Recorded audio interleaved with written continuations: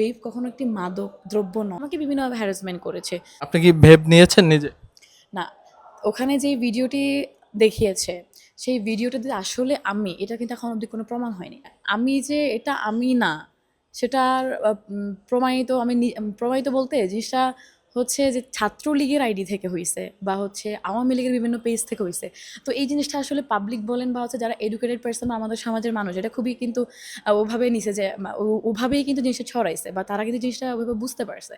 তবে এই জায়গায় এসে যে আমার সংগঠনের মানুষ মানে কিসের জেরে বা পার্সোনালিভাবে তারা দুইজন একক সিদ্ধান্ত নিয়ে একতান্ত্রিকভাবে কেন এই কাজটা করেছেন এখন তারা স্পষ্ট করেননি। আমি যেটা বলছিলাম যে আমার পোশাক, আমার চেহারা যদি মিল থেকে থাকে, এটি প্রমাণ করতে হবে, এটি প্রমাণিত করতে হবে সম্পূর্ণ যে আমি।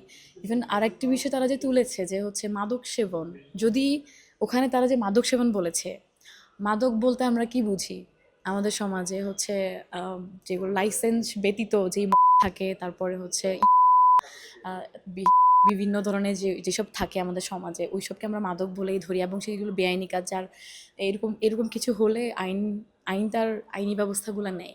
তবে বেইফ কখনো একটি নয়। আরেকটি জিনিস বলেছে যে অনিয়ন্ত্রিত জীবন। সো অনিয়ন্ত্রিত জীবন তখনই হবে যখন সে মেন্টাল অসুস্থ হবে তখন। আরেকটি বলেছে যে সমাজে হচ্ছে আহ, সমাজে অশ্লীলতা বা হচ্ছে এই ধরনের কিছু ছড়ানো। তো সমাজে অশ্লীলতা বলতে যেই জিনিসটি তারা বুঝিয়েছে যে আমার ব্যক্তিগত জীবনে আমি কী করবো না করবো এটা ব্যক্তিগত, এবং আমার সংগঠনে আমি কী করবো সে সংগঠনের।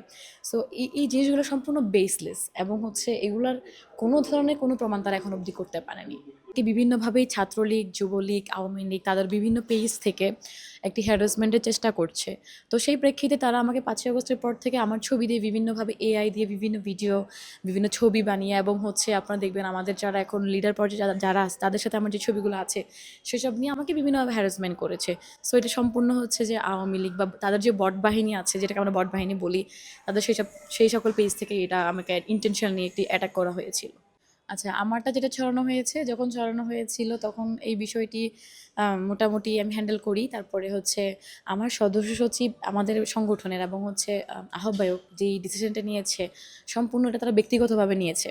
তারা সংগঠনে কাউকে জানেনি। আপনারা দেখতে পেয়েছেন যে আমাদের সংগঠনের বাকি সদস্যরা তাদেরকে বয়কট ঘোষণা করেছে, কারণ তারা সম্পূর্ণ ব্যক্তিগত এবং একতান্ত্রিকভাবে এই সিদ্ধান্ত নিয়েছে, এবং যেই সিদ্ধান্তর কোনো শোকজ করা হয়নি, কোনো ধরনের তদন্ত কমিটি করা হয়নি, কোনো ধরনের তদন্ত করা হয়নি, কোনো কিছু করা হয়নি।